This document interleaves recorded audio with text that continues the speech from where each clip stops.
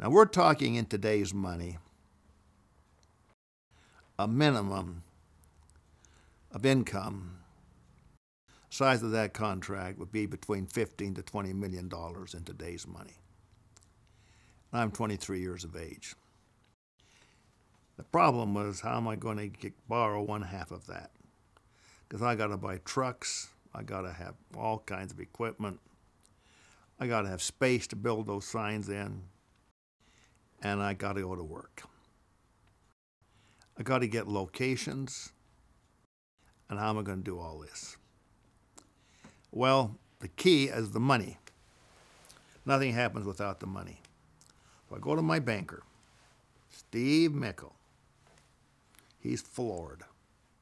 He says, we only have a legal loan limit to loan $250,000. That's the size of our bank.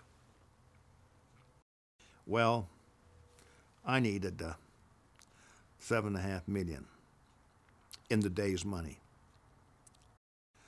So he says, I recommend you go to the Bank of Idaho in Boise, Idaho, and you can use us as a reference.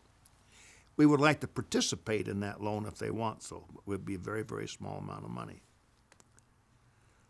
So I go over and I had arranged a meeting with the president of the bank. His name was Byers, Mr. Byers, B-Y-E-R-S. I laid that contract out and I had the map. I had some examples of the signs I had designed. I knew he was impressed.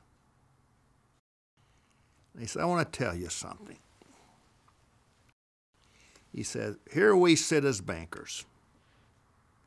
And you entrepreneurs come running in here and you want to borrow the money. You want to borrow all the money. What are you putting up? And he says, and we have to risk all this money. But what if the deal goes sour? Who's left holding the bag? And it's been my experience, and on big projects, things happen not according to plans.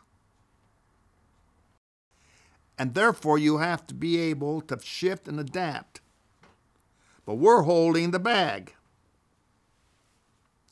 You know what I consider the most important thing that an entrepreneur has to have, or any businessman has to have? I said, no, I don't. And his answer surprised me. He says, is genuine enthusiasm. Because if you've got genuine enthusiasm when everything goes bad, you maintain the enthusiasm to adapt and to fix the problem and keep going on. And I've seen so many in my long years of banking, when things go bad, they quit. They don't have genuine enthusiasm. They're all blow, no show. So I got to sit here, and I'm looking at you, Doug Schnarr, and I'm saying to myself, does that guy have genuine enthusiasm, or is he just a good speaker? But you can't tell at first, really. It's something I feel. But he says, I feel this much. I want to come to Idaho Falls and see your operation. I don't have anything to show him, really. But I have Keith Beezer. I've got Panama. I've got an office. I've got an old warehouse, a rundown warehouse. No heating, nothing in there. If you're going to build these signs in wintertime, you got to bring in heat. And that's big. That's all I got. And a little secretary named Evie Bloxham, who was my mother and father's best friend when they were in high school. And there she sat, with not much experience. So the meeting was arranged. And My uncle Bill Holden was the best thing I had going for me. He attended the meeting in my area in the office where I did all of my paint drawing and creating the signs. Moved it away, got a table there, rented it, and then had some chairs. We sat there.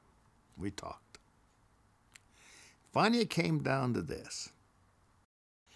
We will make this loan. But you, Mr. Snar, have got to go and get Mr. Herrah to personally guarantee that contract. In case of anything happening that within Herrah, so that they can't make the payment, the company can't make the payment, Bill Herrah will. He guarantees it. I never heard of anything like that before. And Mr. Holden, you write the document. And so Bill wrote it.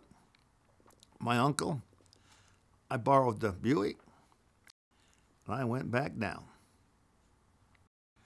Now, I didn't know what I was even doing. I just walked in to the secretary, handed her the piece of paper, said my bank requires that Mr. Herrah sign this document right here, which was a personal guarantee. She walks in, she walks out, hands me the document, signed. And I went back. The banker said I knew he wasn't going to sign this. But he did. And he said, you know what the best asset we've got right now? Is you, Doug. It's you. That's what I'm gambling on, is you. That you'll get those signs built. You'll find those locations. Everything will work out. We're going to back you to the hilt. James Byers. Where would I be without the man?